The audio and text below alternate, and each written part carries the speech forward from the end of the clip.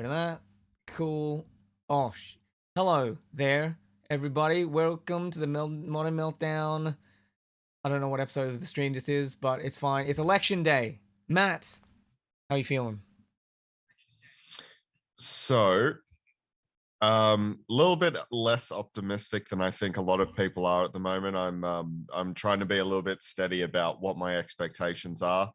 Last week I was pretty much in the mindset of like Labor's going to come in with a strong majority, and then had a bit of a read through of certain predictions today, and it seems more likely that there are a lot of undecided voters out there in the country, leading all the way up to today. And so that I think it's going to be very difficult for Scott Morrison to be re-elected. But I'll also say that I don't think it's going to be as clear cut as everyone hopes it is by the end of the night. I think this could actually play out for a few more days. So, okay, look. The last week I've been on Poll Bludger a lot because I found out that whenever this guy and on this website they post a new poll, there's always people chatting in the comments. So if I refresh this right now, I think people are actually busy at the polls. So a lot of these guys actually like do work and volunteer and stuff for the polls. But so I've been watching all this stuff as things have tightened. Like I think it was a couple days ago where people on here were like, "Oh my god, it's 2019 all over again. Kill me now," sort of vibes. Right? It was not very good. And then like that was when the resolve polls came out, where they had it much closer at like 52-48 or something. And then the more, I guess, long-standing, more accurate polls came out. So the one we use, which I'm blanking on at the moment, and News Poll came out. Roy Morgan. Roy Morgan. They were all 53-47, which is about what we'd expect. And on that, it should be a squeak in with a majority or whatever. And then everyone's mood got lifted again, and I was swept up into that further as well. And on here, someone said, Matt, sports bet now $1.25, be $4.20. So I think I was talking with Holly in the messenger chat about how the betting market had closed as well. So it was like $1.90 to $2.80 or something. And if True Believer is correct here, that means it's ballooned out a little bit more. So yeah. So couple of things, and I'm not trying to douse anyone's expectations or hope. This is all anecdotal as well, by the way. So yeah, keep that in check. A couple of things there, sports bet and those sort of sites, they made similar, they were so sure of Bill Shorten's win that they actually started paying people out early, which they shouldn't have done because Bill Shorten didn't win. The one poll that I find is quite interesting that sort of does concern me a bit is there is an Australian mathematics statistician scientist who has been fairly good at predicting election outcomes. He predicted Trump. He predicted Scott Morrison's victory as well. And what he does is he collects data posted through social media and then runs it through his programs. His name is Professor Statanik. I've posted a link to the article specifically in our show notes, Tommy, if you wanted to bring that up. That's him there. So he has said that it is so tight that he can't actually make a prediction this year, and he's been running the data all week. And that says to me that at least if social media is a bit of an indicator, which it has been in the last couple of elections that Statanik has used for his algorithmic data, people seem to be so on the fence about all this, which honestly, it blows my mind. I was talking to a relative of mine on Tuesday who is, very aware, very abreast of what's going on in politics, and decided to be a non-voter. And that means basically you throw a donkey vote. And a donkey vote is that you don't vote for anyone, you just get your name marked off and then you walk out the door. So you don't actually participate in the democratic process. You just avoid a fine for not voting. And it kept boiling down to this lack of faith in Albanese. This, oh, if they do win, they've got a lot of damage to repair.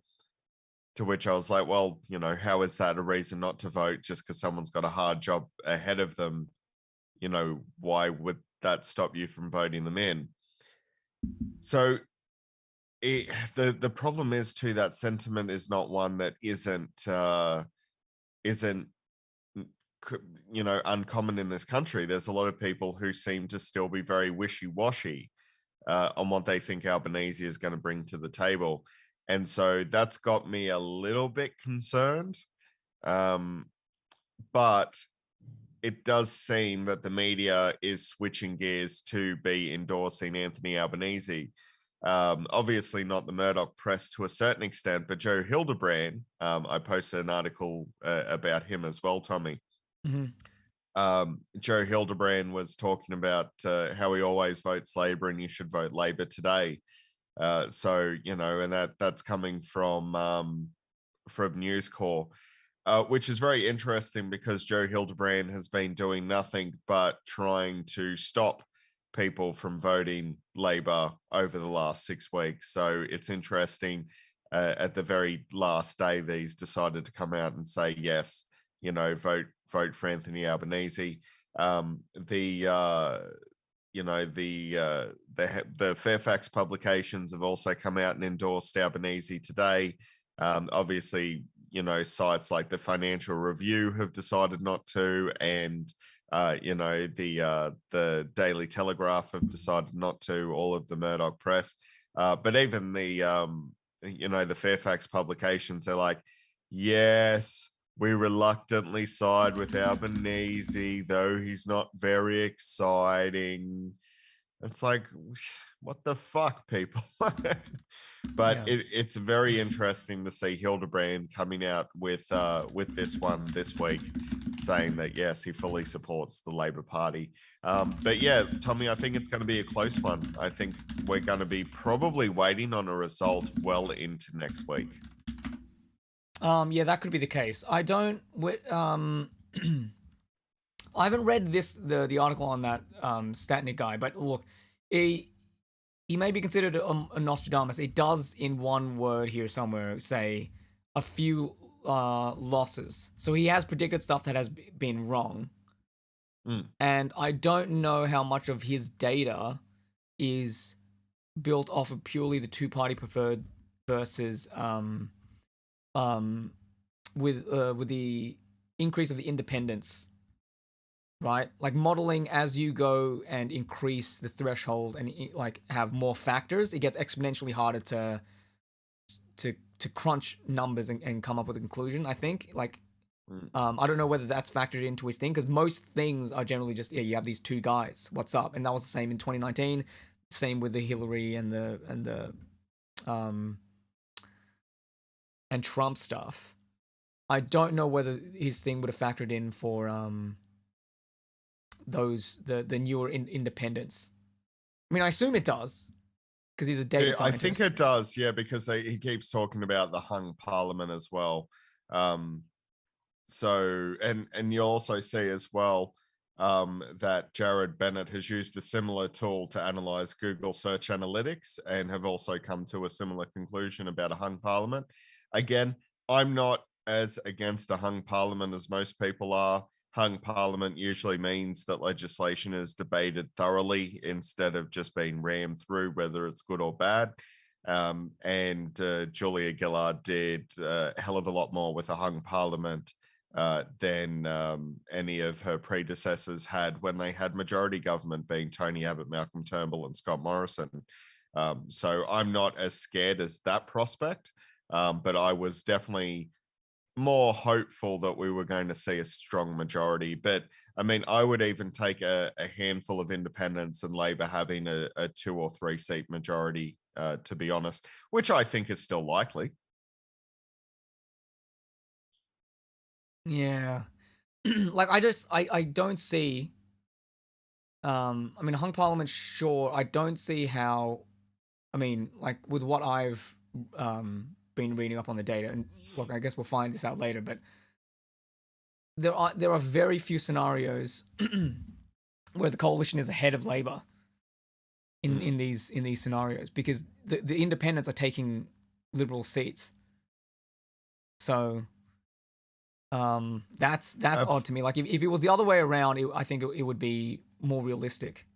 But yeah. again, like if he's got it right, that with those other things, maybe there is something to be said about it. But That's what scares me a little bit about this guy is that his last two predictions have been right, but it's also important to remember as well that when these people do make these predictions and it's a binary prediction, you're going to be right half the time anyway, statistically speaking. It's a 50-50 chance, which is pretty good odds, that you're going to be right one way or the other.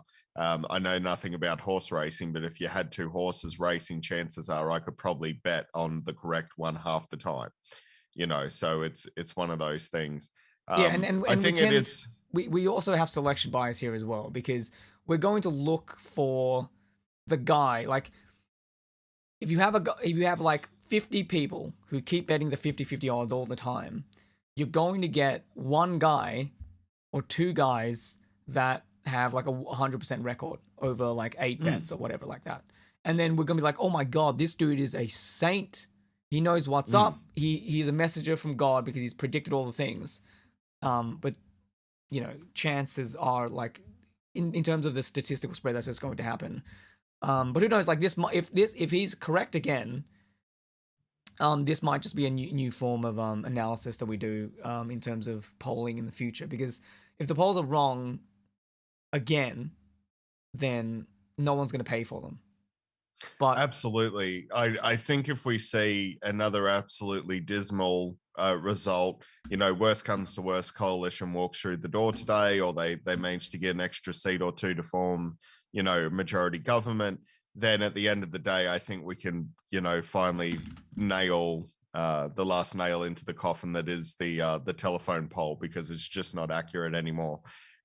There is a sneaky little poll there that I want to bring up, Tommy, that you may not have heard of, not an official poll, but I call it the Brian's mother-in-law poll. Now, I this work with is a the guy Brian called we work Brian, with.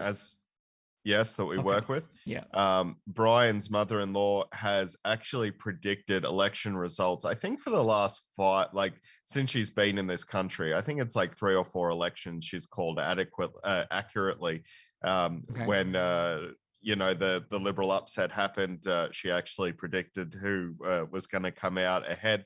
And she has actually predicted that Labor will win this year. So if we're going by the Brian's mother-in-law poll, we're looking pretty good.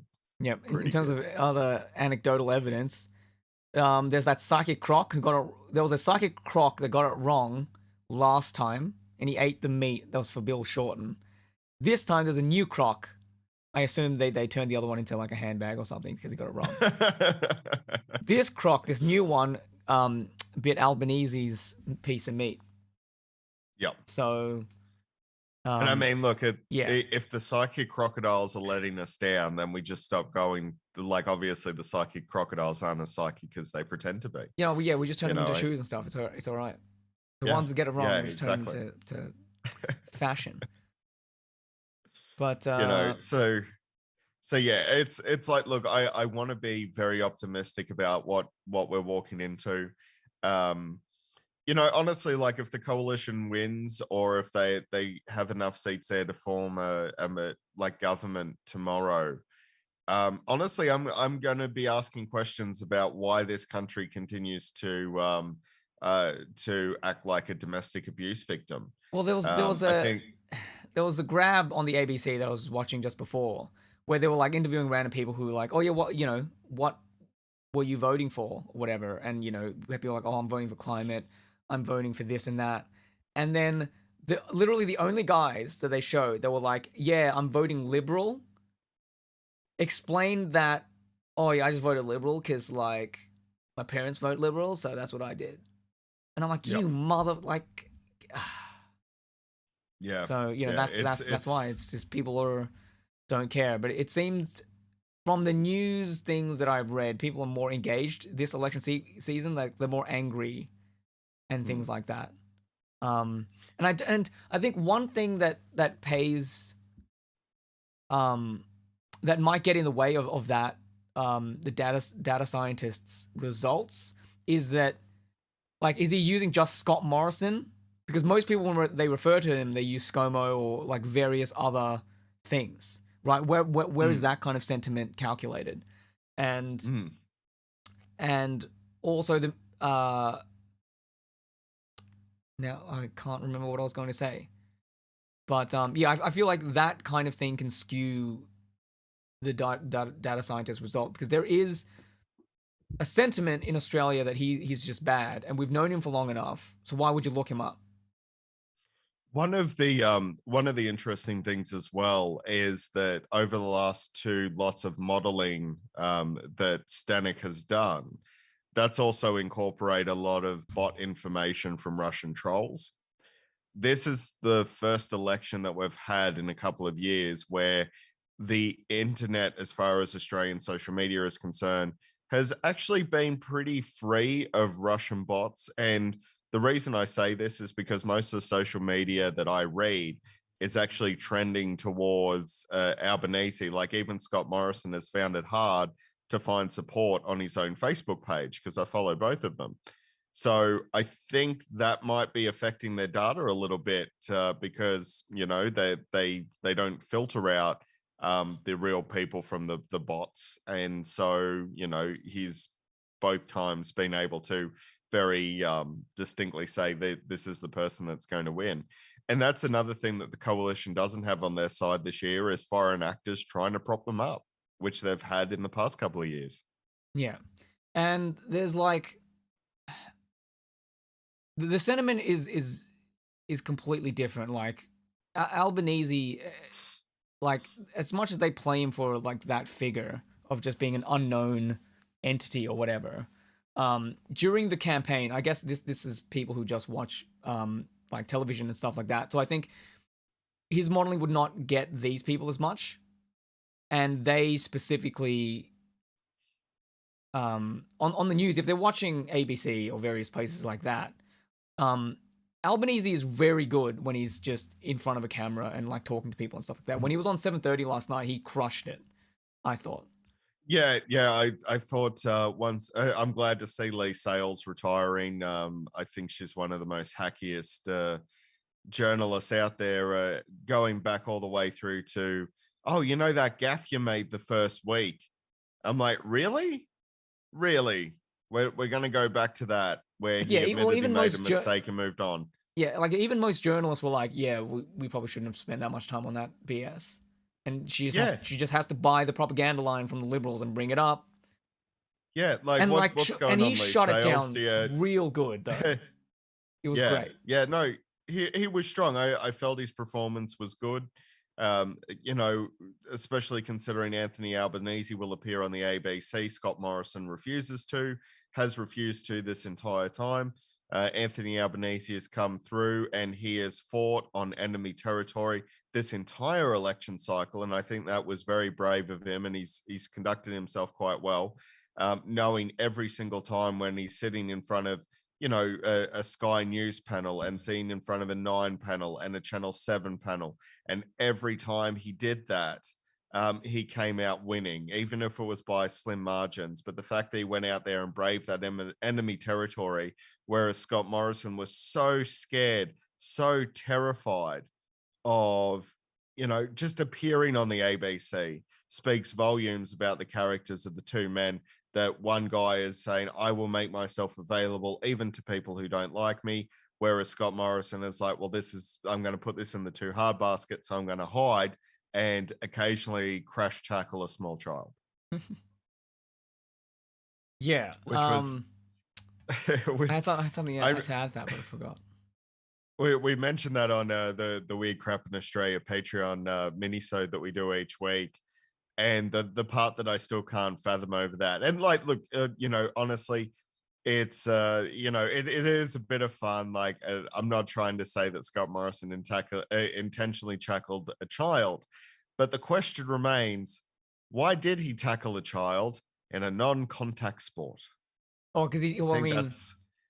he just fell over. Like he was just being a goof. I think. I But know it's just a goofy, funny. It was, it but what it was plays into interesting too, he the plays into his liberal, anti-narrative though. yeah, the liberal MP that was with him the next day was like, "Oh, it was the kid's fault." Like he went straight What? into attacking the kid, and I was The kid like, is like half good his job, size. How Liberal could it be his Party." fault? Apparently, according to that MP that was with Scott Morrison, it was the kid's fault that Scott Morrison crashed into the kid. It's the kid's fault. Can't believe like these guys are spin masters and they went in that direction. Right? It's just like that's just But ridiculous. yeah, like the right amount of spin on that is like, well, you know, Scott might be one of the best leaders that we're ever going to see lead the coalition. I believe he'll lead us to victory, but his soccer game could use a little bit of improvement. Yeah. Ha ha ha ha ha. All the journalists laugh. I don't quite understand. Like, and again, like comparing the two campaign runs, and now we're at the end of this, so we can really chew into that a bit more.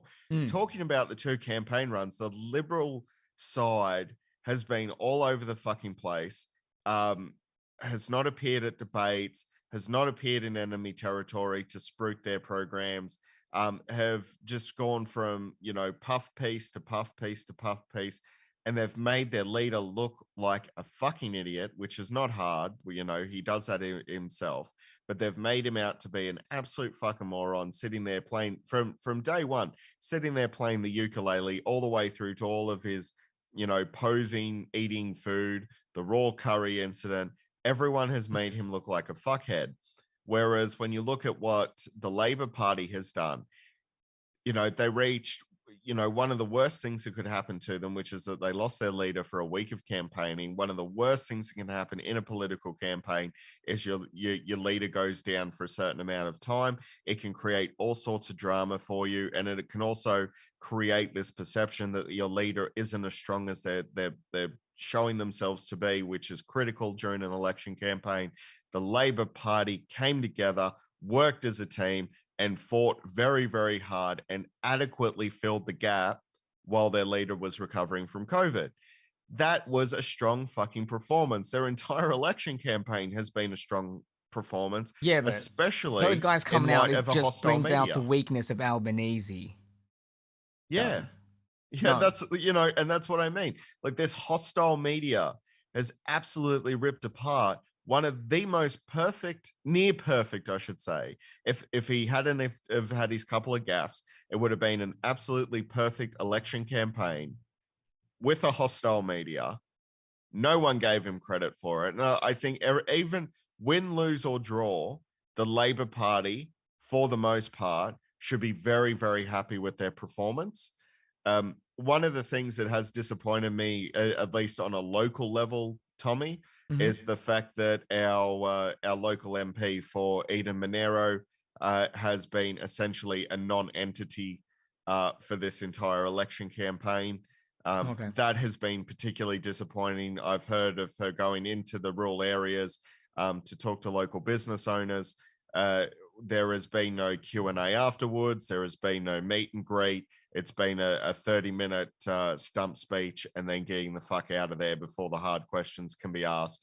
Rural communities are hurting, and it would be nice if MPs who are representing those rural communities would actually get out there, especially when my other local state MP, being a national, being Nicole Overall, who, full disclosure, is a friend. And I'm no way endorsing the National Party. I don't like nationals, but she's been out there actually working for her community. So, that has been disappointing that we're not, I've seen all the conflicts that went up that say, let's keep Christie, and that's fine. But Christie actually has to make an appearance or two in her local electorate so that people know that she's working for them. And unfortunately, she wasn't able to bring that to my local electorate. Again, I still voted Labor because I want to see them come in with a strong majority. but it would have been nice to see if my local had actually put in a little bit more effort. Yeah, that's So interesting that's that been they disappointing. didn't. Yeah, like do you know the margin in your electorate? I can probably just look it up Um, real quick. I'll yeah, if you want to have a look, like generally speaking, Ida Monero is generally a Labor safe seat. I don't think it's been lost to the Liberal Party for quite some time. So yeah, I don't think the margin is very tight, which, some people say, oh, well, that meant she didn't have to campaign that much. And I'm like, you never should ever go into an election with that sort of attitude. You should be dedicating as much time as you can to getting out there and meeting people, talking about your election.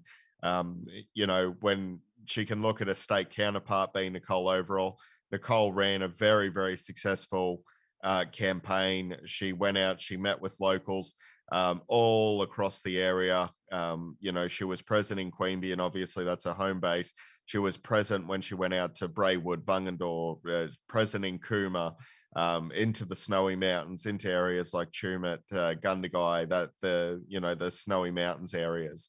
So yeah, it's been a bit disappointing. Have you got those numbers there, Tommy? Not exactly, but yeah, like we live in kind of different seats, so like I see Andrew Lee a lot, and I follow him on social media, so I see what he's up to and what he's doing. What is it like? So you haven't seen your Labour MP do anything like that? No, not really. I haven't seen much community engagement here, and that has been like the anecdotes that were sort of presented to me from people who had actually attended her events was that she came in for 30 minutes, did a stump speech, and then headed straight back out the door without engaging with the people who were there to speak with her. Especially small business owners who really wanted to have that engagement. That engagement just wasn't forthcoming, at least in situations like when she came down to the Tumut area to speak. So, that's which is disappointing if true. And I haven't seen a lot of campaigning around in my local area either. I haven't seen a lot of back and forth. Have That you seen being much from said, the as well, other from I'll the other also side either? yeah, I was about to say, like, I'll also say that the Liberal presence in Eden Monero has been pretty much non-existent. So, off the top of my head, I couldn't even tell you who the candidate is here, trying for election in this area. Generally speaking, the Liberals have a very hard time winning Eden Monero. All right. So I'm gonna go in here. Apparently it's marginal. Apparently it's only held by 0.9, Well, there you go. which is not. Uh, That's like why like it seemed like that would be there'd be more campaigning based on that. Yeah, you would think so. You would think there would be a lot more outreach. You would think there would be a lot more campaigning. Yeah, 2022. You know, So Yeah, we've that's we've just interesting. got to wait and see. Just got to wait and see how that one plays out. Yeah, you got to feel that presence somehow, and we just didn't feel it in Eden Monero. The fact that Nicole Overall being a Nationals, she would have obviously been campaigning either for Nationals or throwing some support behind the Liberal Party. And she is a very good campaigner, so that could sway some people to vote Nationals in Eden Monero if they have her endorsement. So that could be a bit of an upset seat. Again, if you're not going to be out there, you're not going to be present, these sort of things can happen to you. And like you said, Tommy, if you're running at such a small margin, then you should be in everyone's face every fucking day, honestly. It's strange. Like Yeah. that's like margin of 0.9. Like there's a lot of other seats in play that are higher than that, like in the 1s or the 2 percentage points, and they're being fought over real hard. And this is 0.9, and they're not contesting it. It seems weird to me. Especially like the Nationals can easily swoop in and take Eden Monero because Eden Monero, it is the it does have a lot of farming community. Yeah, well, they vote Farmers are Nats often locally, right? Like on the New South Wales election, they vote they voted Nats because for like Yes, this that's area, Nicole. right? Yep. Yeah. Yeah, so it's a state that can easily switch to nationals, and if it becomes a national seat, well, obviously it's a Liberal seat by proxy. So it'll end up being for the coalition. I can say, like, even within my own family here, obviously I voted Labor. I believe my brother has voted Labor. His girlfriend was sort of not undecided. She's a progressive just like the rest of us. But she was definitely doing her due diligence in finding the right candidate for her. My wife, Holly, she preferenced Labor second while also picking the independents that she liked. So that's quite interesting. And then, as I said, one of my relatives was a non-voter. Another relative was a Liberal Party voter. So, you sort of look at that small section of people who have voted in the Eden Monero, and it's all over the place just based on my own family. Yeah. I mean, I guess that tends to happen. I think my family are the people around me are fairly straight down the line Labor voters. Hmm. But who knows? Like, we don't really talk about that kind of stuff. Um, but yeah. I mean, it's also like, I think, like, if you look over the other side of the fence, I like that. Who's your local Labor? That's Katie Gallagher, isn't it? She's from the Senate. She represents the ACT in the Senate. But my local Senate. member Yeah. is Andrew Lee. Yep, yep. And a lot of people have, thought that David Pocock ran a very, very good campaign, which could, knock Zed Seselja out, which I would absolutely love to see. Like, Zed is one of the worst representatives the ACT has ever had. Yeah. He's a liberal boy, panders to the Catholic lobby groups, the Christian lobby groups, and is about as useful as tits on a bull. Honestly, I've never seen him actually be able to accomplish anything other than turn around and say, I believe in my religion. Congratulations, non-statement. Everyone believes in their religion, and that he likes to pump out, he likes to pump out kids, and that's about it. I've Yeah. never actually seen him Well, he's try and. anti drug testing. So he definitely does not like Mm, the experiments that the trials that they did in mm, music festivals where they test drugs and they're like, all right, that's fine, you can take it. He believes that yep. that's going to degenerate Australia and make it or the ACT and make it like it's going to be riddled with drugs under Labor, etc., etc. And it's just Mm, that constant fear mongering comes out of him. I've gotten that was sent out as a letter, I think. yep. So And it's a disgusting argument as well to make, the idea that so what the ACT has done, they've had pilot programs over the last couple of years. Unfortunately, they're scrapping it this year just because they've caved into political pressure. But they've had a pilot program where at music festivals they set up drug testing. oh shit, Matt, sorry, the call died. God damn it. Uh, yeah. So I guess we'll do this again. Yeah, so they set up those things, music testing things where they go to those music festivals and then people would, take in drugs and they get them tested to make sure that they're okay and that people wouldn't OD and like die and shit. And so that's what would basically happen Oh is yeah, that it would be a I thing to save lives, basically. I think I need to just bite the bullet and pay for the paid subscription I for Zoom. I refuse. I think refuse. I refuse to we've do it. yeah, we've tried to work this from a ton of different angles. Well, no, At any I rate, mean, not really. I Like there just are other caught the services end. we can use, so it'll Yeah. I heard that it was just for like the meeting rooms. I thought like the contact to contact thing would be fine, but whatever. We'll just deal with that. We'll This power time through regardless. I would I have did done a catch better the end of job in that there, prep. Tommy. Sorry, go ahead. I was gonna say I would have done a better job in prep for this stream. Like I was thinking of like looking up this other stuff because there's other services and things like that you can use that are free. But I've been just in up to my neck with video editing.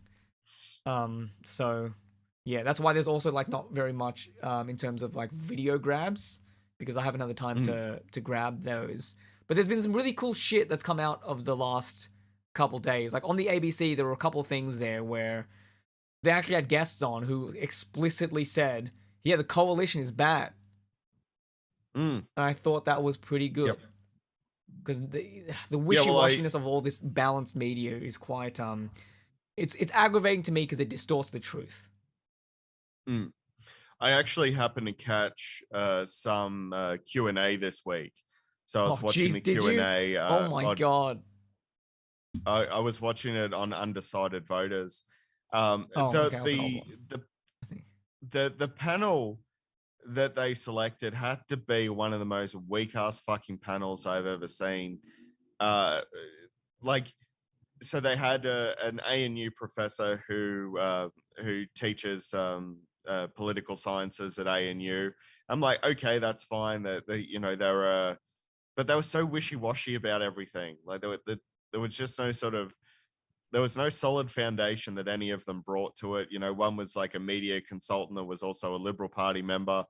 Um, it just came across, and then you had two MPs who were politicking the whole time and not really answering questions. So it was kind of a shame to see Q&A has like its quality has sort of diminished, I think, pretty horribly. Though there was a funny moment actually. There was they were answering a question and one dude like completely jumped the gun and try to ask his question. He said, "Oh, my name is this, and this is my," and they're like, "We'll get to you, buddy. We'll get to you. You just chill out for a minute there. Don't get too excited. Don't jump the gun." They also had the one question that I did actually like. They had a media guy, and I'd actually been aware of him. I can't remember his name, unfortunately, but he created one of Australia's most effective advertising campaigns, which is called the Grim Reaper campaign. So when the AIDS epidemic started to hit across the world, he created this campaign to raise awareness of AIDS transmission and the death that would lead to contracting AIDS. Obviously, different story now, but in the 90s, it could be a death sentence. And they were asking him about political advertising. And he said, it's absolutely fucking disgusting where you have an advertising landscape in this country where if you misrepresent an ingredient on a pizza, then your entire campaign is shut down and you're fined. But he said then, with political advertising, you can say and do whatever you want, and it's unregulated to a certain extent. And his the regulations on the private sector are far more comprehensive. And we've seen that, we've seen that with UAP advertising. We've seen that with One Nation advertising. I mean, the fact, and this is where I would love to see the Australian Electoral Commission, the AEC, actually be given some teeth again so that they can, some resources so that they can push back. David Pocock in your area, Tommy, he absolutely had a travesty of a campaign launched against him. Advance Australia Fair, we talked about them a few streams ago. They were told that what they did was the wrong thing, but they just turned around and said, "Oh, David Pocock should stop being such a sook." So where are the ramifications? And that's the problem, is the AEC has no teeth to bite back with anymore. Yeah. So that's a thing. Yeah. So okay, on Q&A, this week, they had this economist on, and I put that in quotes because I don't understand how she is an economist, but okay. I want to see if there's was that he did negotiate with people to get forward legislation. Do her takes on things because she's nuts, dude. I was shocked What's your view on that this person is actually allowed to have. Well, I wouldn't just say independents are potentially important this election, but anybody who's not one of the major parties. And the reason is I very much agree with the blokes on either side that diversity is a source of strength in a democracy. And we've seen that in the most recent historical example of the last couple of years, when we've seen the most catastrophic betrayal of the Australian people in terms of poor health policy management that I've ever seen in Australia. I think that we've seen for a generation, and we're going to be carrying the cost of that for a generation. And that's down to both major parties and their supporters, the Greens and the Nationals. Sorry, gentlemen. And so I think that, the obvious thing to do is to put everybody else first, and the two majors and two supporting people last on the ballot, because Saturday is the Australian people's opportunity to pay back for the betrayals of the last 2 years. And it'll be the independents, and it'll be all the what we call freedom-friendly minor parties. So UAP, IMOP, Australian Federation Party, all these other ones, they've all been popping up for a very good reason, which is that people who think that a monoculture and a single way of doing things is the right approach have abused that power and have crushed people's dreams in this country and set us back hugely, that we'll be feeling for a generation. We will be coming back to this. So that seems all reasonable. Some of the longer-term harvests of our COVID policy mismanagement. We've had inflation now at over 5%, and that is going, unfortunately, I believe, to continue. And the RBA is going to raise rates. It's going to be more difficult for people to pay their mortgages, and that's because the wages will not necessarily ratchet up at the same rate. Now, going for minimum wage increases is one way to try to help people. Another way She goes is off about to hope that the lockdown policy and at the some other point kinds here. of Fair Work Commission mediated sorts of negotiations will raise rates. And we actually should expect that, because right now the Labour side, not the Labour side of politics, actually, it's probably that here. we now have, And is yours a having looked computer around the world. simulation, or? No, mine is based on empirical data from around the world, including demography, and our geography is what has allowed the major parties to construct the false narrative that what they have done in terms of these incredibly destructive lockdowns has been what has saved us. That's just not true. And I have an analysis out right now that we just released last week, which is a cost-benefit analysis of the lockdown policies and the border closures that were implemented. It's something that the government should have done. I've been calling for the government to do it for 2 years. The executive summary is downloadable on thegreatcovidpanic.com/news, and it shows that the costs of these decisions that were made, but not just by the Commonwealth government, but in many states as well, including here in Melbourne, in Victoria, and in Western Australia by the Labor people in charge, have actually cost Australia 30 times or more than they could possibly have delivered in terms of benefits. And so the benefit of 40,000 lives saved that James Patterson and the government talk about, why is that wrong in your view? It's wrong because it comes from a computer simulation rather than an actual look at the data that we now have. And is yours a computer simulation? Or? No, mine is based on empirical data from around the world, including other places that have not had lockdowns. And I would say, if you just look at what we were being told 2 years ago, or even a year ago, we had, we were saying... So first of all, comparing us to another country would be a simulation. There's no way about it. You're doing a projection of what they've gone through and what we've gone through, and go, we wouldn't be there or we would be there. Okay, so, and again, this is an economist. Like, I don't understand, like, but anyway, she needs to say empirical. It's empirical because, I mean, she's going to debunk herself very soon, but yeah. Am I also detecting an American accent there, Tommy? Yeah. I mean, look, she's, I don't know whether she's originally from America, but you can tell, like, she would be, like, she's like a Republican plant or something here. It's nuts. Yeah. Absolutely. There's a lot of disingenuous things that she's talking about there as well. Number one, every single country around the world went into some sort of lockdown measure, and the reason was not to protect the economy in the direct way, because obviously you're not going to see that. Businesses had to close, they're not making money, so that's fine, right? I'm not going to disagree with that. But one thing I will disagree with is that if half your workforce dies, suddenly things are a lot harder, because you don't have that workforce to continue the country. Now, Americans have suffered from mass shortages that they are still feeling the repercussions of today, because they've lost over 1 million people. And 1 million of those people, most of them were workers. That's why their trucking industry ground to a halt. It's why their shipping industry ground to a halt. It's why containers sat in harbors, because their workers died. I mean, that's not the entirety of the reasons of but it's a shortages, factor. but it's you a know factor. what I'm It's definitely saying? a factor. Like, it's, yeah. But I think the better evidence against her in this case would be, it's one of the Nordic countries where they had literally 2 countries that were next to each other, and one was like, we're going to go for herd immunity, and the other one was like, no, we're going lockdown. And after a while, it was like, well, let's, I guess, see how this experiment played out. And the one that went into that let their economy just go free didn't actually their economy wasn't actually all that much better. comparatively to the one who did the lockdown like after a certain amount of time. So it's not even worth it. And then just had more people who died. Yeah. But I'm gonna play this out, people- and then we'll continue, I guess. To lock down because COVID is a horrible threat. Look at all the infections and deaths. The questioner is correct. The infections and deaths now are astronomically higher, and yet somehow it's basically what's become obvious is it's no longer politically expedient to talk about that. We're vaccinated now, though, is the difference, isn't it? We're vaccinated, and we're still dying. So you tell me, how does that make sense? I mean, how does that make sense? It's like, oh yeah, we have more people who died because we're fully vaccinated now.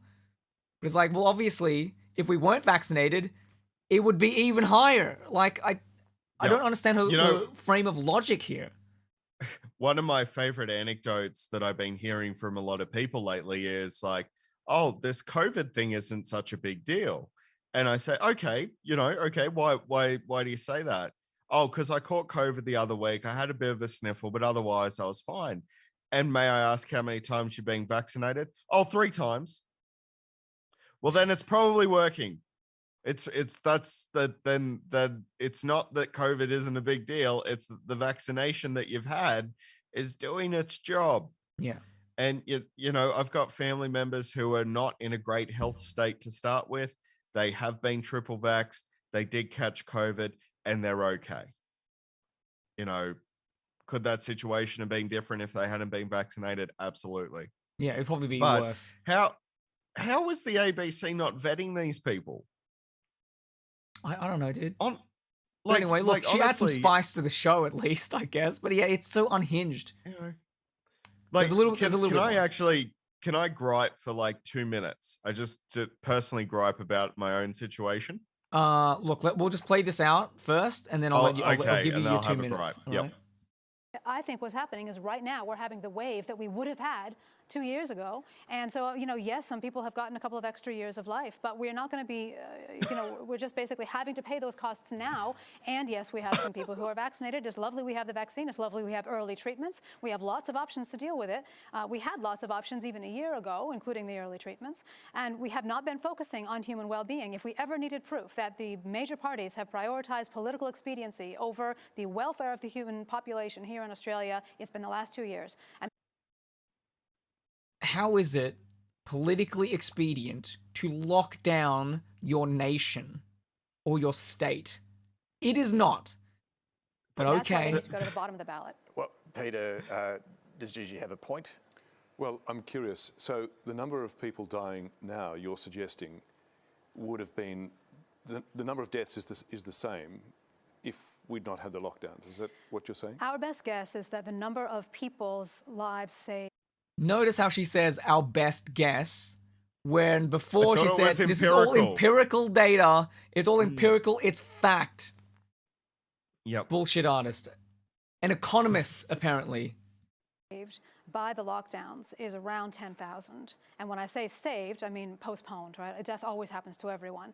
The average COVID death, unfortunately, is amongst the people who are elderly. So it's usually someone who's over 80 with comorbidities. They have about 3 to 5 years of life left to live. And we have saved, perhaps, using our analysis, which is based on data, we have perhaps saved 10,000 people. Well, just on that, don't you concede that saving 10,000 lives is something that a lot of Australians would think is probably a good idea? Yes, but this is the question. What is the cost of doing that savings? Does not it count that we have ruined a generation of children's education? We've disrupted children's education for 2 years, and I feel like that's so overblown. It's like it was a disruption, but like your schooling system is not that big a deal, right? Like you learn much more like in jobs and in other places and things like that. Look, like school and education is very important, but I'll say this. If the home is not a great place to learn as well, then why are kids given homework?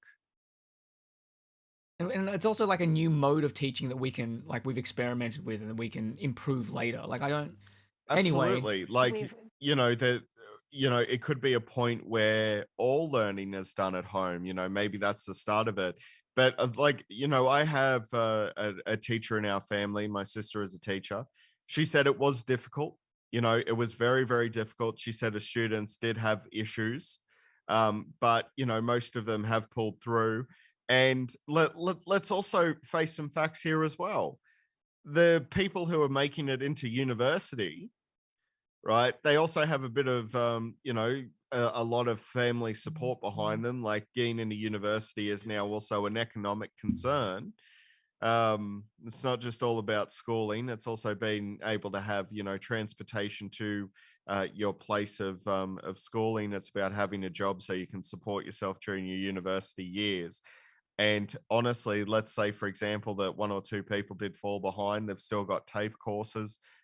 They've still got the ability to learn. And we've been, the Liberal government has been slowly stripping and strip mining and destroying the education system to the point where teachers in my local area of Queanbeyan had to go on strike because there wasn't adequate teachers to go around and teach all of these students. So they had to go on strike so that they could actually get a fair wage and increase resources. Over the border in the ACT, there was a school that was shut down because the students were being so violent towards the teachers that Fair Work had to come in and shut down the way the school was being run. So let's not pretend that there isn't a problem with education at the moment, and that's lack of resources coming from the Liberal government. Yeah, I don't think like the pandemic affected it in the blip, but like she's making it out to be this like colossal, like we've cut off these kids' legs or something. Yeah, right. That's the feeling that she's giving off when she's saying this. And it's not like history hasn't had examples of this before. World War One, World War Two, Vietnam War. There has always been points in our history where we do have disruption to education.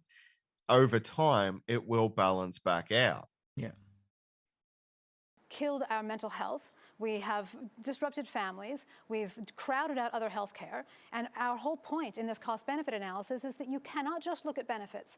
You cannot. That's inhumane. 10,000 lives is a pretty substantial benefit, though, isn't it? Well, what about 20,000 lives? What about 30,000? Well, that's pretty substantial too. You have to count costs and benefits in the same currency, David. Well, can I ask a question? And if you don't, then you are really ignoring the other kinds of suffering that happen directly because of lockdowns. Can I ask a question?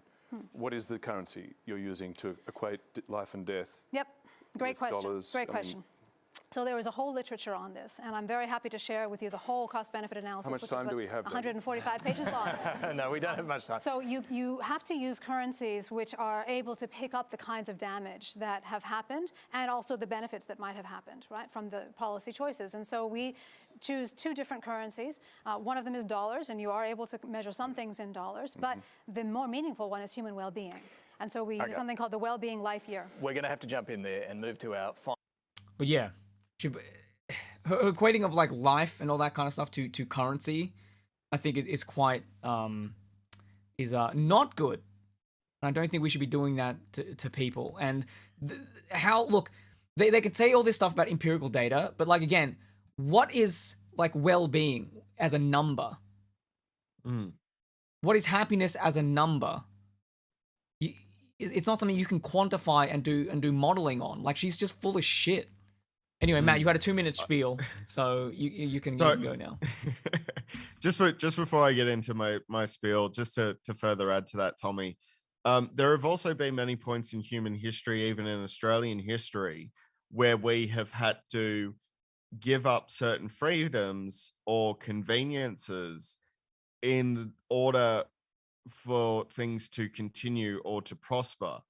World War One and World War Two saw mass displacement. We sent off our soldiers to fight in, especially against the Nazi regime, which was the right thing to do at the time. We had to accept certain losses to our quality of living.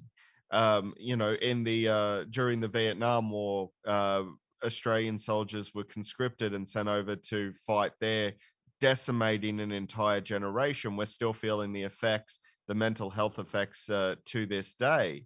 So I'm not in agreement with the Vietnam War. I think it was a disgusting thing that was pushed by the French and Americans at the time. That being said, let's not pretend that we don't shut things down for a certain amount of time during great upheaval. The question that we will continue to have to answer about, was it the right thing to do what we did during COVID? Well, at the end of the day, we didn't know what we were dealing with. If you see something that looks red hot on a countertop, are you going to grab it by your hands, knowing how dangerous it, not knowing how dangerous it is, or are you going to take that extra minute to slap a glove on and then, attempt to pick it up? And that's exactly what COVID was. We didn't know how dangerous it would be. We found out it was incredibly contagious and incredibly dangerous very early on. And so decisions were made to not only safeguard the population, to safeguard the workforce, and to safeguard the hospital system. What would have been the economic damage had the hospital system collapsed? And that's something that these people don't model. But Yeah, as it'd be far worse.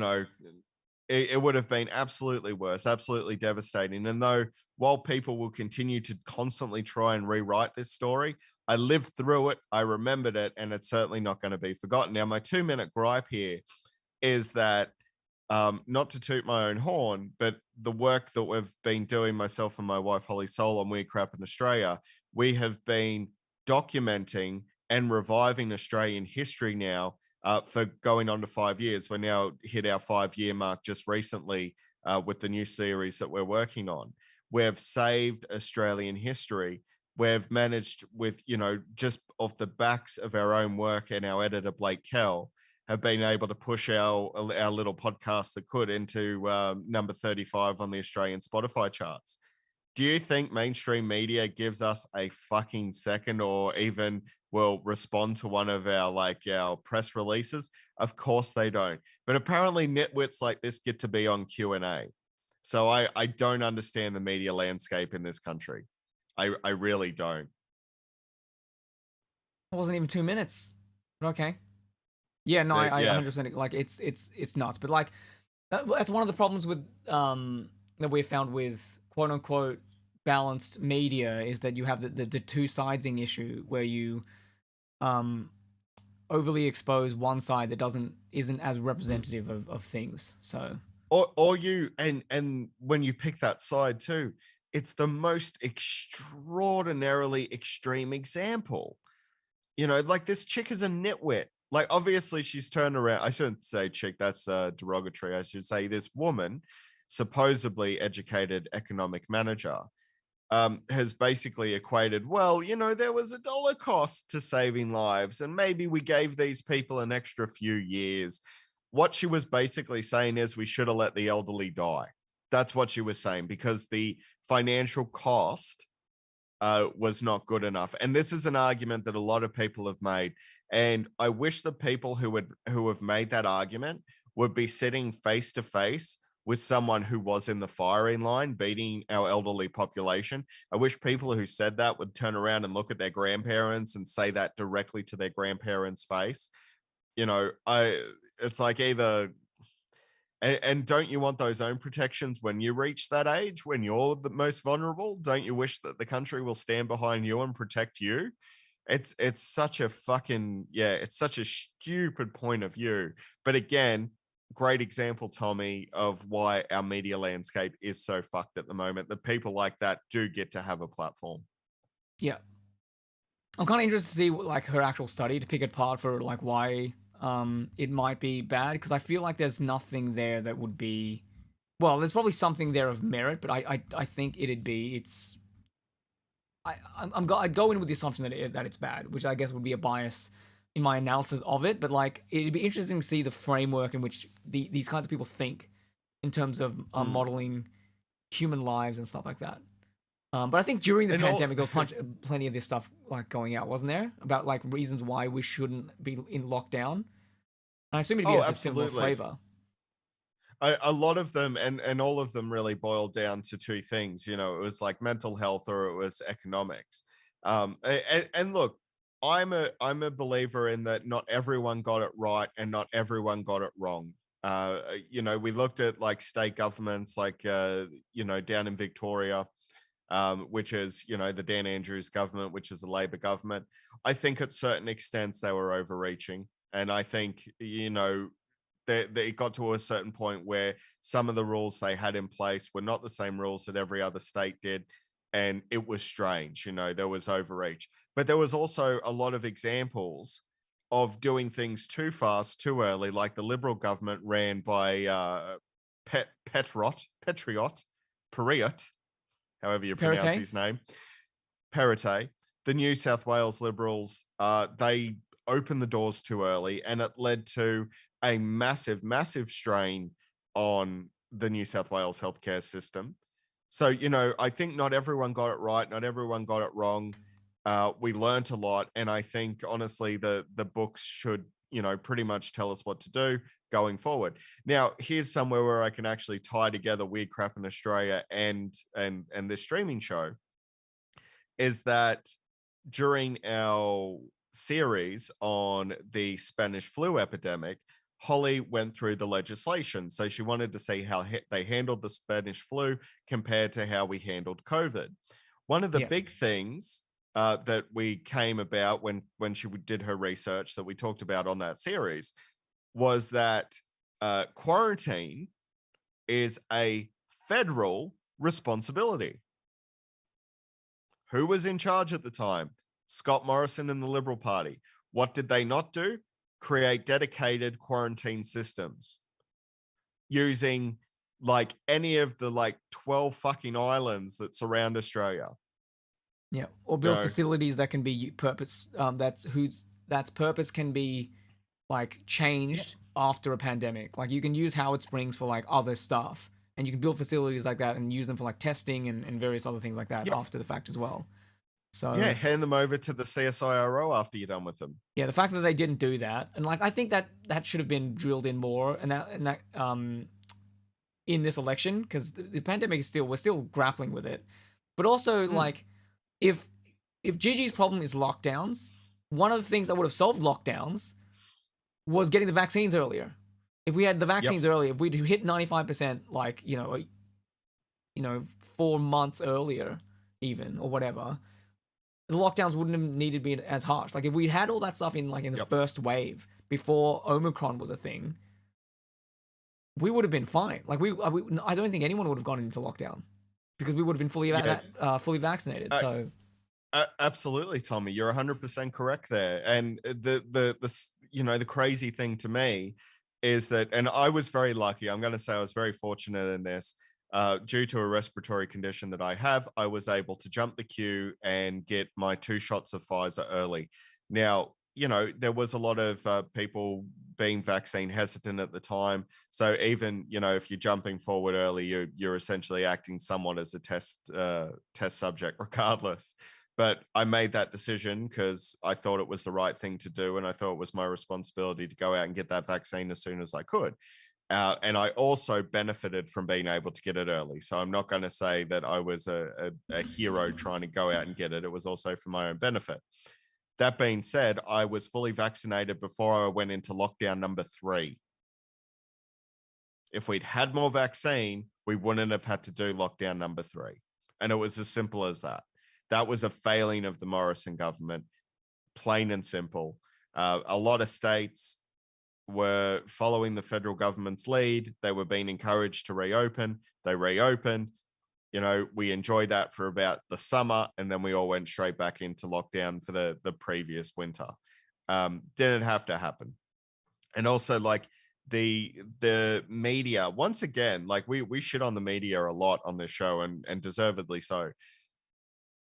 For example, statistically speaking, there's a 17% chance that you can slip in the shower and kill yourself, right? That's something that you deal with every day when you have a shower. If you're not having a shower, you're a stinky fellow. But otherwise, 17% chance risk of death. When it came to vaccine hesitancy due to a very small statistic being 0.05%, and yes, people did die. I'm not going to diminish what happened to them. However, if there's more chance of dying by having a shower than there was by getting the vaccine, how was the media allowed to just run story after story after story? And how come the federal government didn't do anything to try and shore up people's confidence in the vaccine by actually coming out and talking about it properly? They didn't do that, and the media was allowed to do what they did, which meant that we were throwing away perfectly good AstraZeneca vaccines because people were scared because of what the media had done with it. Yeah. Too busy being bulldozers. Too busy being bulldozers, not doing their fucking job. And which also is, like spending you know, taxpayer money telling us that they're good on climate. I still can't Yeah. believe that they can just do that.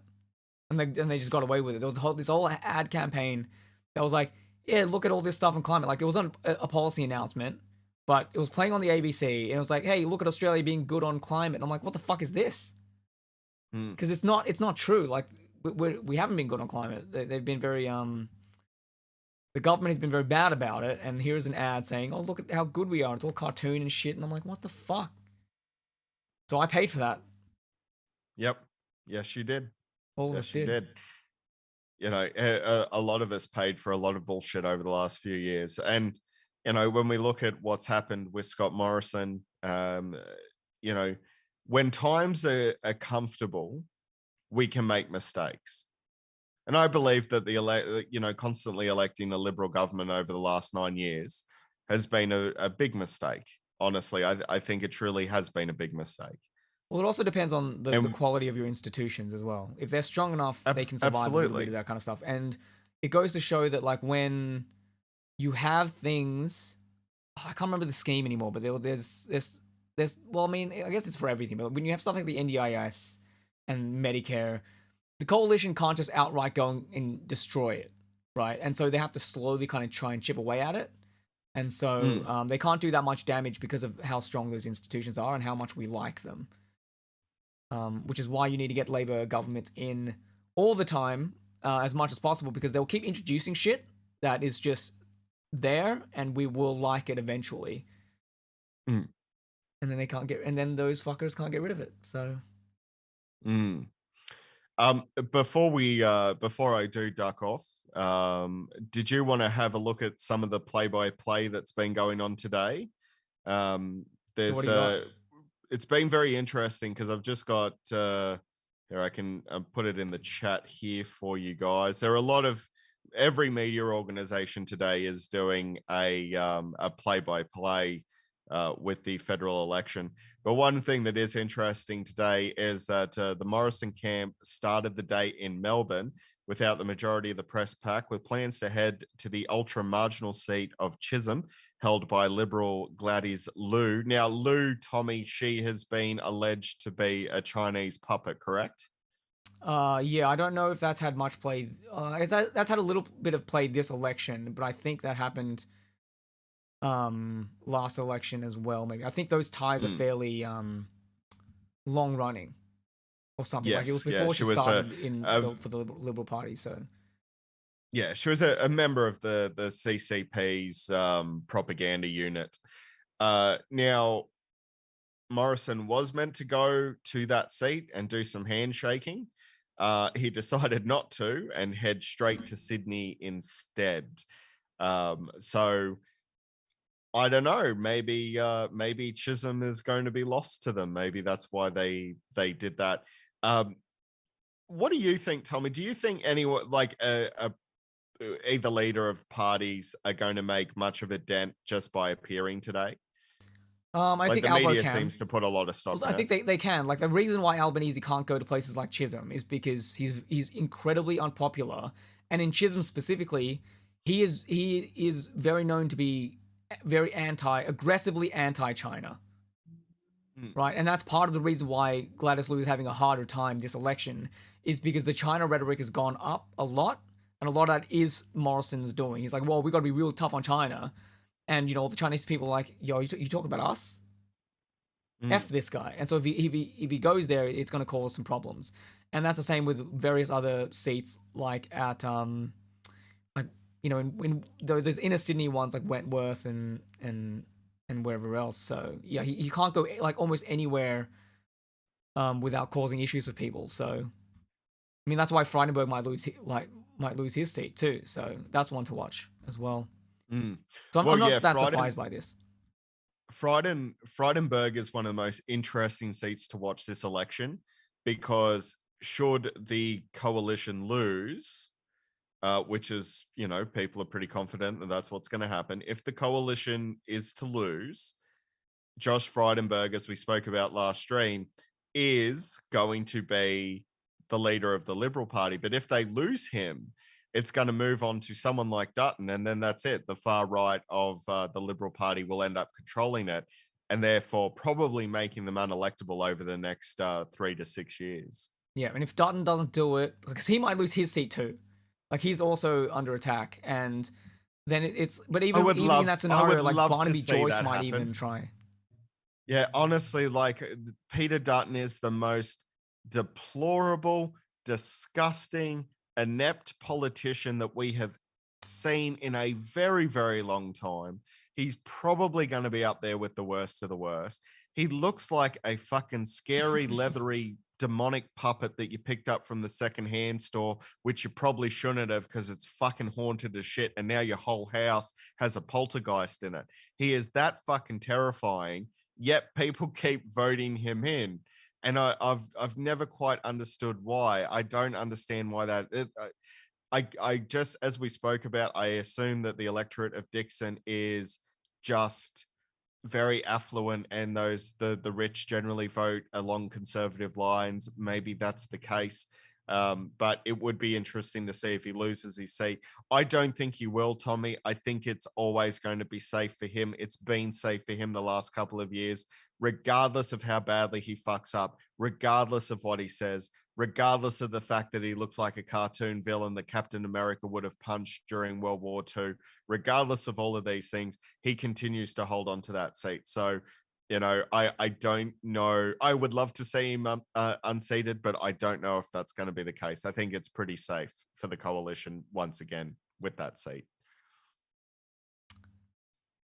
Yeah, one can hope though, right? That'd be cool. One can hope. I would love to see him, you know, not only kicked out, but when ICAC comes in, if the Albanese government comes in, if the, you know, the ICAC comes in, you know, they'll unearth some stuff, and maybe he'll never face prosecution, but at least it would be made public record about what he's been up to. Oh, if it's retrospective though, goddamn, I'm keen to watch for that. Oh yeah, it would be absolutely wonderful to watch that piece of shit sit there and sweat while they grilled him, you know, for the nation. I think that would be wonderful to see. Another comment that was made to me recently, though, that they said, "Oh, I'm all for an ICAC, but it should be made private." And I said, "No." And they go, "Oh, well, as soon as you said you're a part of an ICAC, you're guilty by association anyway." And I said, and most people who go through criminal courts in one way or another are often branded as guilty before being proven innocent. But that's why we have our court systems. That's why we have checks and balances. And at the end of the day, the Australian people, the Australian taxpayers, are employing these people to represent us. This is your money going out to pay these people to keep them in these positions. So if they've done something wrong, like any boss, you want to know what's going on because you're in charge, not these fucking people. We pay them to do a job. And if they're not doing their job properly, then it should absolutely be public, and we should absolutely know what they're being, what's being alleged and how it's being alleged, because they work for us, not the other way around. Yeah, nice. Okay, you're gonna drop real soon, so I'm gonna look at some things, and we'll rejoin the call to do the wrap up after. Yep, no worries. But yeah, so like I've been reading a lot of Poll Bludger, and there were some cool comments that I thought were worth talking about, well, just having a look at. So this is a funny story from someone at a polling station, and they said, "Oh yeah, and other pre-poll story funnier was a One Nation candidate complaining that one of her paid non-volunteers, couldn't get actual non-volunteers, had COVID, and the rest were isolating as COVID close contacts because they worked with one who had COVID, and she still had to pay them even though they wouldn't." Hold on a second. Had to pay them even though they wouldn't show up. Grumble, grumble, Dictator Dan, etc., etc. Don't think anybody, even the libs, wanted to tell her there's no close contact isolation anymore, and her paid workers were almost definitely just taking One Nation's money and running by exploiting her ignorance. So, do you think that's kind of awesome if that did actually happen there, Tommy? I don't think this person would lie about it. But like, No. it's a funny. Well, I mean, I guess they, because like this is just some random forum. Like they don't do it for attention. I think it's so. Anyway, that was a funny story, and I had another one about a story about the good. This is why we sort of need to have labor in, right? It's a story about the perfect being the enemy of the good. Robert Watson led a team that pioneered radar in Britain. He had developed a philosophy of third best first, on the basis that best never happens and second best never happens in time. The early British radar was technically inferior to the German technology, using meter-length wavebands and requiring enormous masts. The triumph? British radar was developed early enough for Air Chief Marshal Hugh Dowding, head of Fighter Command, to appreciate radar's value and, most importantly, how it could be integrated into Britain's air defense command and control system. Dowding's system enabled results from radar stations to be logically passed along a clear chain of command, resulting in fighter squadrons being directed to the right part of the sky at the right time. With the system and the third best radar technology, Britain would have lost. With catastrophic consequences for history. So yes, Rudd negotiated an imperfect CPRS with Turnbull, but the Liberals' rolling of Turnbull was a moment of opportunity. A couple of Libs crossed the Senate floor. Greens supported for the CPRS would have been a major blow to Abbott, the ultimate wrecker of climate policy in this country. Rudd canning climate action led directly to his reduced personal ratings, giving factional hacks the opportunity to knife him, putting us on the path to climate change oblivion. A functioning CPRS would, like Medicare, be more accepted as not ending the world, hence diffusing the climate war. So that's the thing where like you just introduce a thing. It might not be perfect. Greenies, you might not like it, but it gets us in the right direction.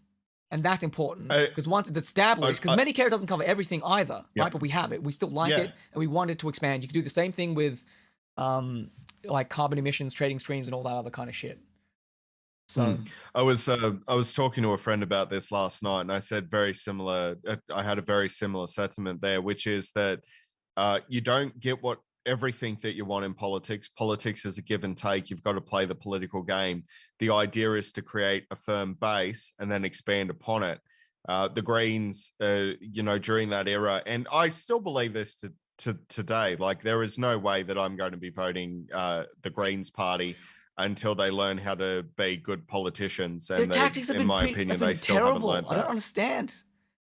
I think, I don't think we talked about this on last week because, I think this is a this week thing. But like Adam Bant went out and just stated, these are our demands in a hung parliament if Labor's there. And I'm like, what? Why are you doing this now? Like your job is to wait until the hung parliament to say that kind of stuff, right? But you're basically just reducing all your leverage now and like conceptually tying yourself in with Labor. You're basically like throwing your mud onto them. And they don't need that right now. If your goal is to get rid of the Liberal Party, just shut the fuck up and let them just distance themselves from you. You siphon votes away and shit. And it gets other Liberals who might vote Labor, who don't like the Greens, to not vote Labor. It's so annoying. As I said a few weeks ago, I don't like Adam Brandt. I don't like the way he politics. He's not good at it. And once again, the Greens Party have proven that they're a party of extremists who refuse to compromise. And while I believe in a lot of the principles that they have, I believe in their progressive stance. I believe in climate change. I'm also not a fucking idiot who doesn't understand how the game is played. And the game is played by starting small and then building upon a solid foundation that everyone can agree on. That is, at the end of the day, how our democracy works. So especially if it's on a knife edge like it is between Labor and Liberal, right? Like if the cost is like government changing, if you had if you had a Labor Green block like you did or you have in the ACT, you can push for that higher legislation. Like that's why we have, in terms of like cannabis laws and things like that, the highest in the country, because we can push for that kind of stuff because we know it's all good because our government is steady, right? But on a federal level, that's not the case because the coalition will keep coming in because of the media environment. But and so you have to play the game a little bit more safe because you still need those votes.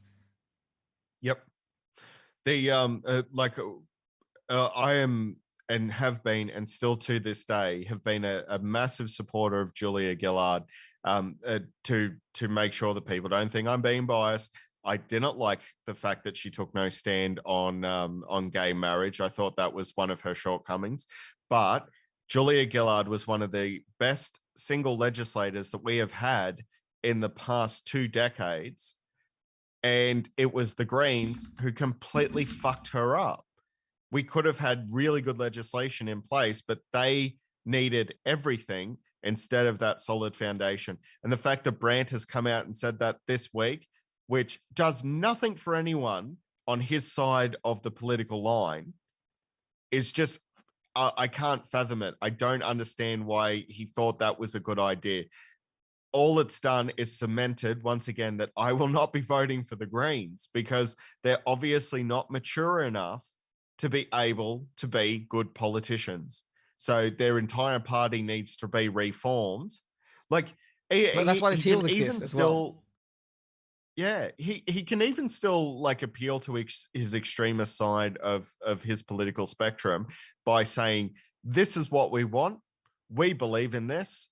However, this is what we're going to get. So we're going to fight for what we get, and then we're going to improve on it later down the track. This is what I pledge to you. And if he can't do that, if they have to stay on that extreme side of politics because they don't think any other option is viable, then reform with the Labor Party and become Labor politicians instead of the Greens Party. Because obviously they're just fucking objectionists. Like, at least you can say like Pauline Hanson's party is a fucking joke.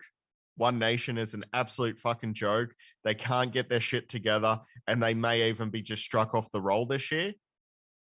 At least they're a fucking joke that can't achieve anything. The Greens Party does have real power. They do have real perception, and they damage political parties that could actually benefit this country. And that's really fucking scary that he said that this week. Like, seriously, what a fucking dickhead. I want to address just one thing. I think like One Nation, like Pauline Hanson specifically, is a much better political operative than Anna Bant is. I think she understands the game a little bit better. She understands that and especially her crowd, likes, you know, how she is and telling it like it is and all that other kind of stuff. The Greens don't have that kind of leeway, and though I hope that One Nation does get struck off the roll and gets destroyed, I don't see it happening. And the second thing that I wanted to say about that was that to say that she can't do anything and doesn't do anything, I don't think is true. I think she does have, like, because she's in the Senate, and I think she does have sway in terms of like shifting the Liberal Party further to the right. And like there are, I mean, yes, yeah. Go on, Matt. Yeah. I won't disagree with you on that. But I mean, when you look at, you know, what is a clear and present threat to the danger of a progressive party being in control in this country. You know, like the Greens Party, for whatever reason, over this once again in this election cycle. And I voted Greens in the past. Like, honestly, I have. But it, you know, understanding the way they play the game, I just couldn't do it this year. And I haven't done it for a couple of years now because they just are too immature to be a part of our political discussion. I would like to see them to disappear, just like I would like to see the UAP disappear, and just like I'd like to see One Nation disappear. You know, there is now a better answer, I think, to the Greens Party, and that is a Labor and Teal coalition. I think that's the better answer because the Labor Party believes in climate change action. The Teals believe in climate change action. Both sides of that political divide also believe in the rights of everyone, regardless of your gender, your sexual orientation, your background, your ethnicity.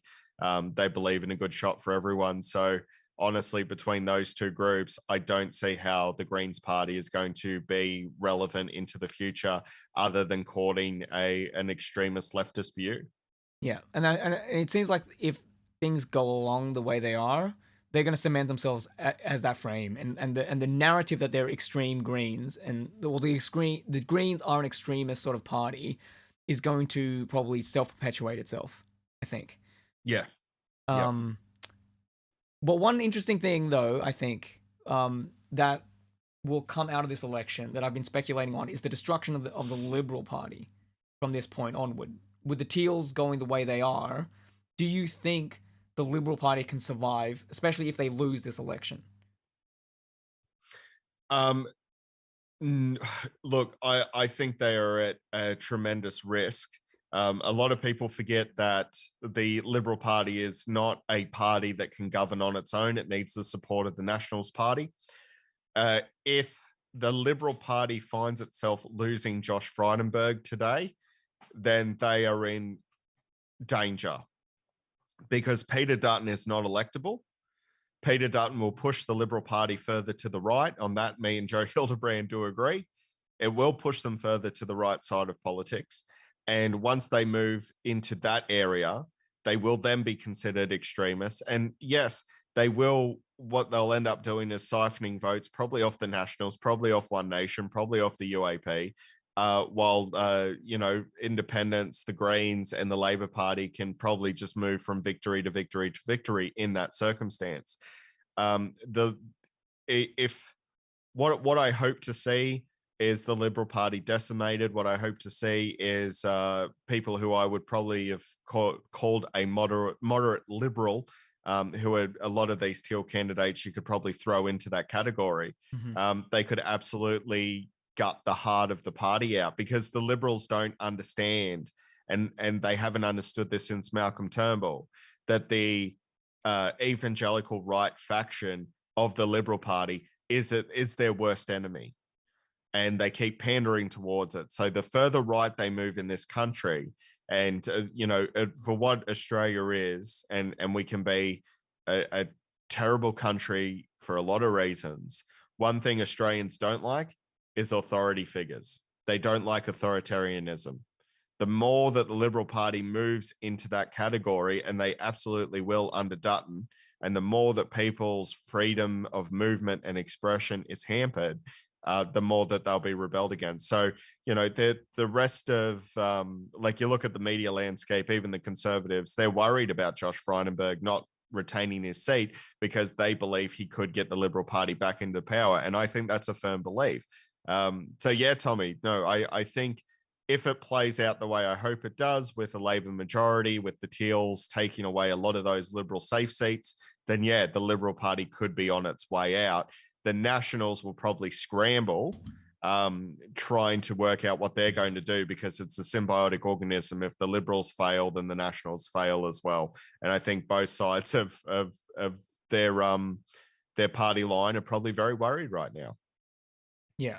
What I find interesting is on the right, and this is something that I've always this is why I support the Labor Party as an idea, and I don't support the smaller ones, is because you need to have a unified bloc to fight the right, because they're, generally speaking, like in America and various other places, they are a unified bloc, even though they have some contradictory elements on certain issues, and in the political realm, they will fight as if they are one thing, often. And what I'm finding is happening in Australia now is, over the last 10 years, the right is fracturing, which is normally what you would consider the left to do. But Labor has stayed strong, and especially if this goes the way the polls are suggesting, they're going to be a little bit stronger after this. But we see with UAP, with One Nation, with the Nats, with the Libs, and now the Teals, because I would consider them like they're essentially in the center at this point in time. So from the right of them, you have 4 different parties, and it seems like a massive fragmentation. And none of them want, like UAP and stuff like that, are like, oh yeah, we're anti-establishment, etc. So they're not going to fold in. One Nation isn't going to fold in. The Nationals and the Liberals in the past folded in because they realized political power was very important in achieving their goals. But if the Liberal Party moves further to the right, and the Liberal and Nationals are the same, and they lose all that stuff to the Teals, then the right is kind of destroyed. They're so fragmented. I don't know if they'll be able to achieve political power. And that's why I'm a little bit more confident this time around. Like, you look over at what happened in Western Australia, the Liberal government can't even form as a party anymore. They were absolutely decimated. in their state election. Absolutely decimated. And that's something that the federal government should be very, very worried about. They do hold on to power very, very tenuously, whereas the Labor Party has actually been able to remain a consistent large-scale party throughout their history.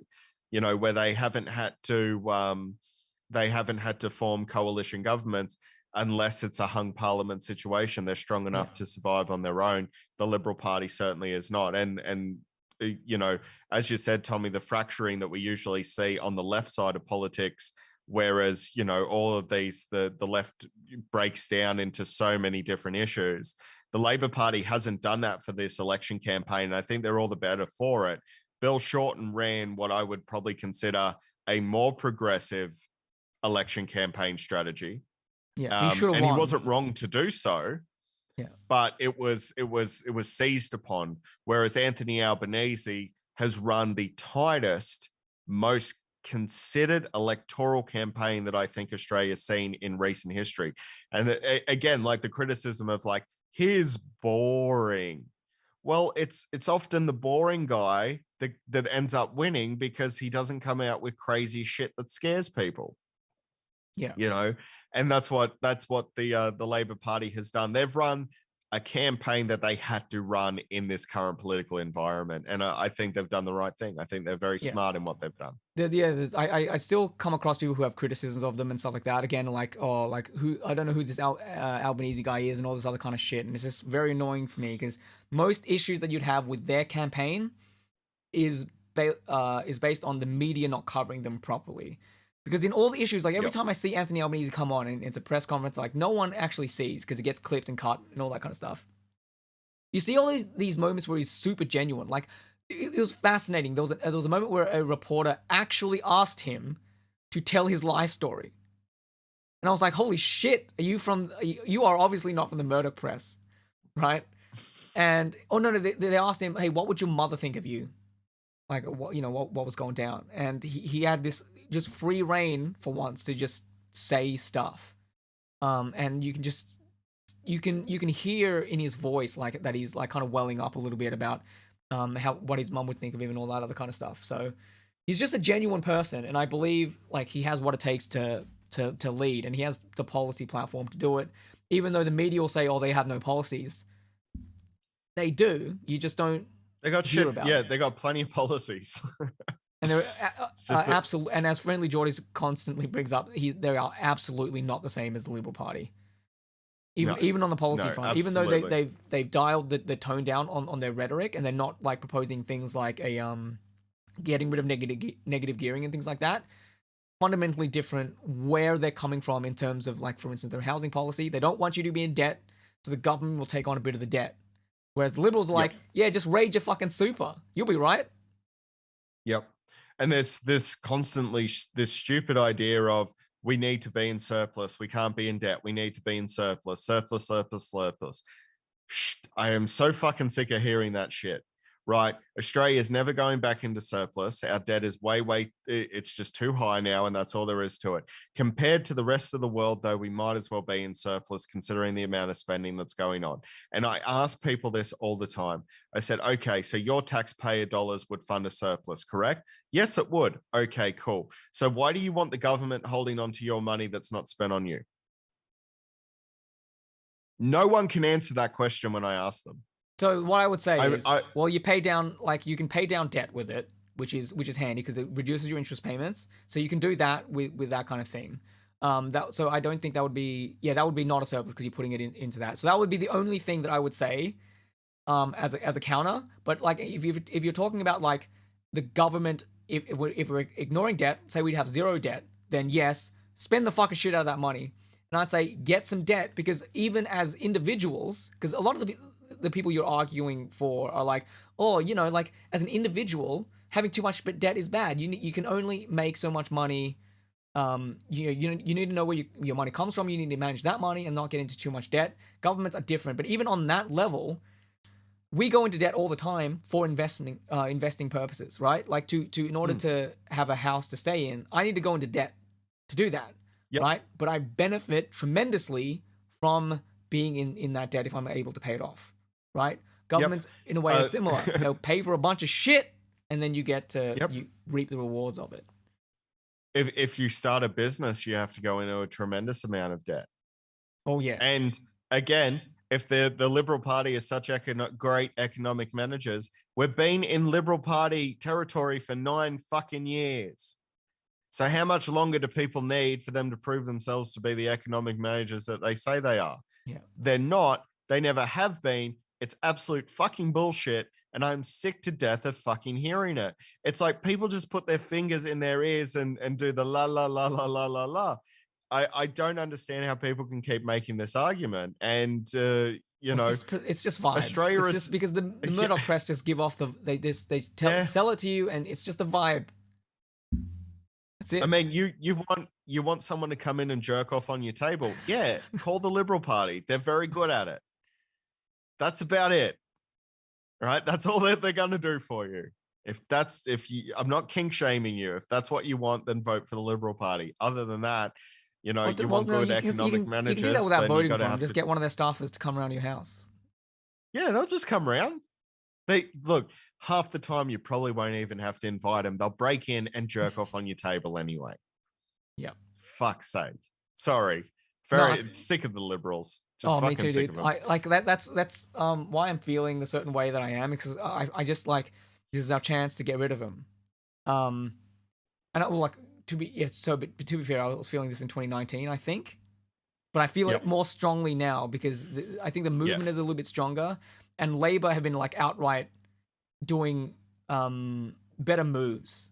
I think like they have people on the media shows saying, "Hey, how bad's the media?" And they've been on that point from before. They've been saying this idea that the Liberals are good economic managers is such a lie.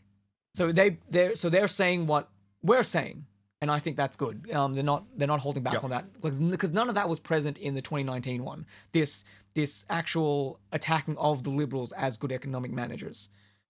So I'm glad that that's there now, and it'll be part of the zeitgeist a little bit more going forward, I think, which is good. But hopefully, yeah. So I don't think there's any point in looking at the polls this week, right? Like it was news poll was yesterday, which I thought was interesting that they leave it so late, but it's like still here, so there's still a pretty big margin. And I think the margin of error for these polls is like generally like around 3%. So so I guess it could be much like, so if they were massively wrong, it'd be so if the polls are massively wrong, then it would go in line with what that other guy that we brought up way at the start of the show said, which would be it's too close. I think at the end of the day, it could be a decisive victory or it could be a hung parliament. It's going to be one or the other. We're just going to have to wait and see. I don't think it's going to be a decisive victory for the Liberal Party. I think that's probably a very ridiculous notion. I am hoping for even if it's just a small Labor majority with a good showing of teal candidates. I think this country is going to be on the road to recovery. If the Liberal Party gets in for a fourth term, I mean, good luck to everyone. Like, make sure that you're looking after yourself on an individual level, because this country is not going to be there for you. And then we're going to have just another 3 years of corruption, and it's only going to embolden them further.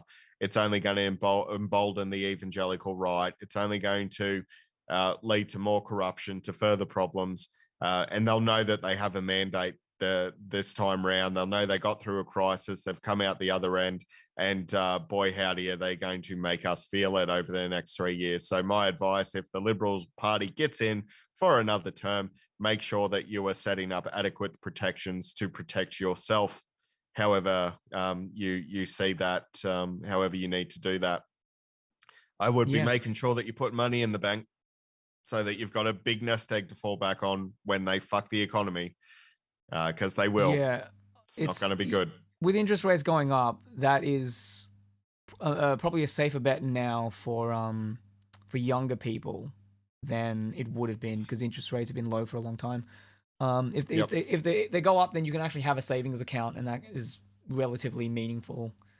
But yeah, and protect your elderly as well. I would not recommend putting your elderly into into federally run retirement homes. I would be very, very apprehensive of doing that unless you want them to sit in their own filth.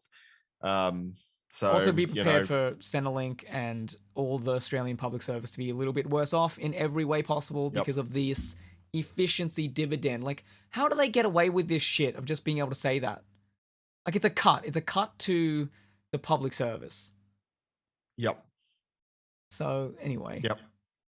Absolutely it is, Tommy. Absolutely it is. So yeah, just in this the last Roy Morgan poll, obviously they're sitting there with a nice little lead of 6 points, which is good. It tightened in this last week, which was expected. But for context, Bill Shorten. Yeah, for context, in 2019, the polls were saying, and this was actually really fascinating because the polls were saying it was 51 to 49, and people were saying like, "Oh, Bill Shorten's got it in the bag," and like comparatively now we're like, "Oh, it's so close, it's so incredibly close." So like, it's interesting to see the narrative just drastically be like completely flipped. So I think there is I think you can have hope, people. Okay, I think you can have a certain level of optimism with this, because in 2019 it was So in 2019 it was much closer, and people were saying that it was a sure thing, and right.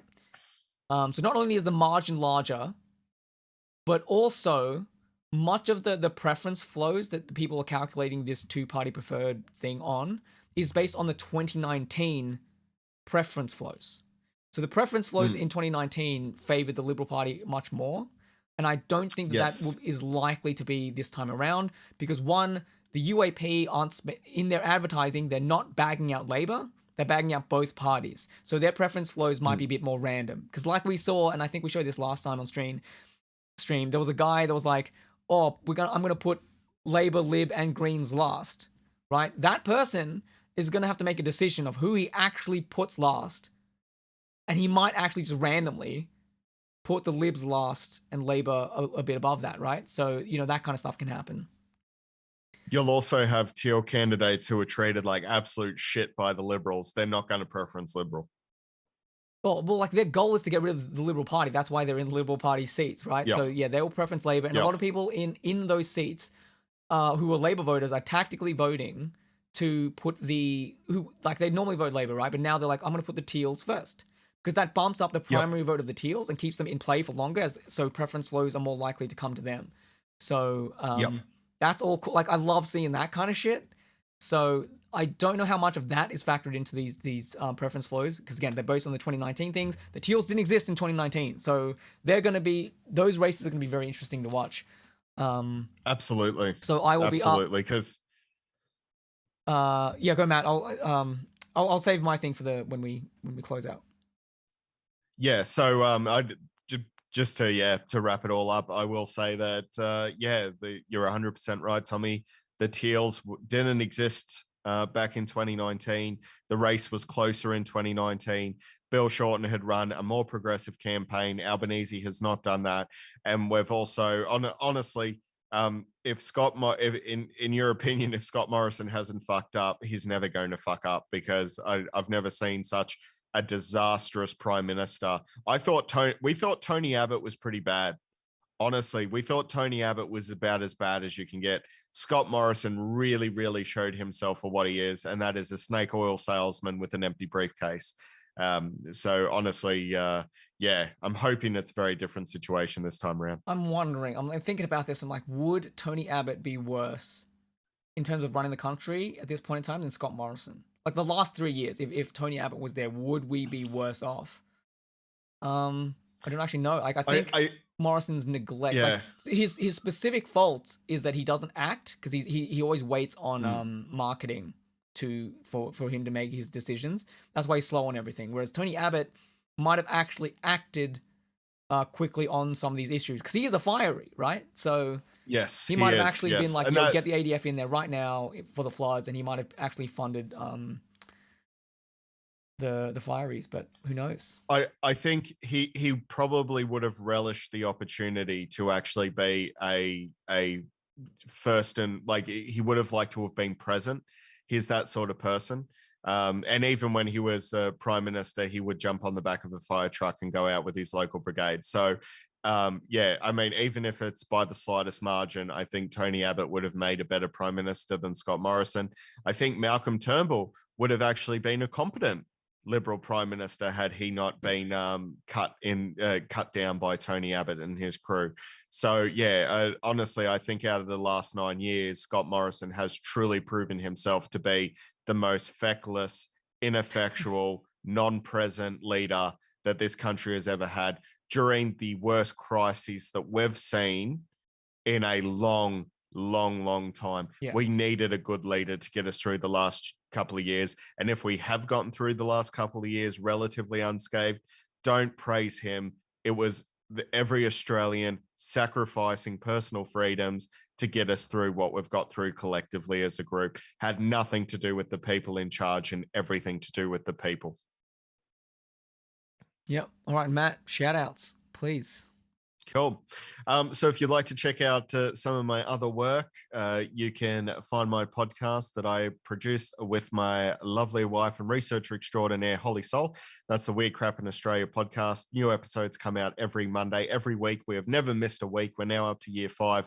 So there's lots of content for you to go check out. You can get that on any platform that you find podcasts. We're on all of them. So go check that out. That would really make my day if you did. I've also got 2 books out that I've co-written with Holly, Weird Crap in Australia, Volume 1 and 2. The paperback you can grab from lulu.com and from our great mates at impactcomics.com.au. You can also grab that in digital form from the Kindle ebook shop. Grab that book for me. Weird Crap in Australia Volume 3 is coming out in September, so we're going to probably do a launch with Impact Comics, and we'll also be appearing at GammaCon in July. So we're going to be doing 2 live shows for Weird Crap in Australia across that weekend on both days. We'll also be available for signings, autographs, photos, anything that you want to do. Even if you just want to have a chat for 30 minutes, we'll be there for you. That's happening in July. And if you want more details for that, head to gammacon.com.au. That's gammacon.com.au. Also, hold your cross your fingers for me as well. I'm going to an award ceremony next Saturday. My book, Killaroo Semper Fi, which you can find in all Australian comic book stores, well, nearly all of them anyway, is up for an Australis Award. So keep your fingers crossed for me. Hopefully I can bag out my first writing award, though. It's also, I truly mean this, an honor to be nominated for that as well, because it is a very prestigious award. And I'm very appreciative of the fact that someone recognized me even just for a nomination. Yeah, nice. Cool. And the social media, which I forgot, Weird Crap in Australia on Facebook and Instagram, and at Weird Crap in Oz AUS on Twitter. Sorry. Yeah. The Twitter is in the description as well. As for me, look, I'm going to go, as soon as the stream ends, I'm going to go to vote, get my democracy sausage, which, the fact that this thing exists, where it shows you where you can get a democracy sausage in Australia, is just the best. Okay? Yep. It's so good. Anyway, so I'm going to go do that. And then when I come back, I'm going to finish editing a video, hopefully. I just need to put in the music. It's like 40 something minutes long, dude. I can't. It was meant to be short, but it's just, oh God. Anyway, so that'll be up hopefully sometime tonight for people to watch if you like video game analysis. It's actually very political, so might suit some of the audience here given this podcast.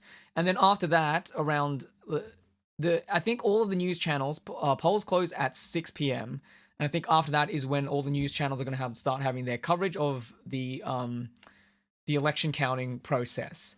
And I will probably come back to stream for that. So, come back and, give me some company, because Matt's going to be away because he is a filthy pleb and has to work. So... Yeah, I've decided that I want to distract myself, though. If I find myself with an opportunity tonight, which I might, and Tommy's streaming, I might maybe be able to swing an hour where I can jump in and sort of have another chat if cool. I can find a quiet, nondescript room that doesn't give away where I'm working. But yeah, I'll we'll, give you the updates on what's going on. But yeah, to leave everyone, God damn it, I really should remap that button. There's this excellent quote from this random person on Poll Blogger. Anthony Albanese called Pauline Hanson to object to her depiction of his dog. Quote, "You can attack the candidates, you can rip into policies, you can demean and smear their character, but do not go after a man's dog." Damn straight. Words of wisdom. Yep. Anyway, for most of you, I'll probably see you next week, and for some people out there, maybe see you in a couple hours. All right, go out and vote. Yes, Do it now. vote if you haven't already, please. Vote Labour. Vote Labour.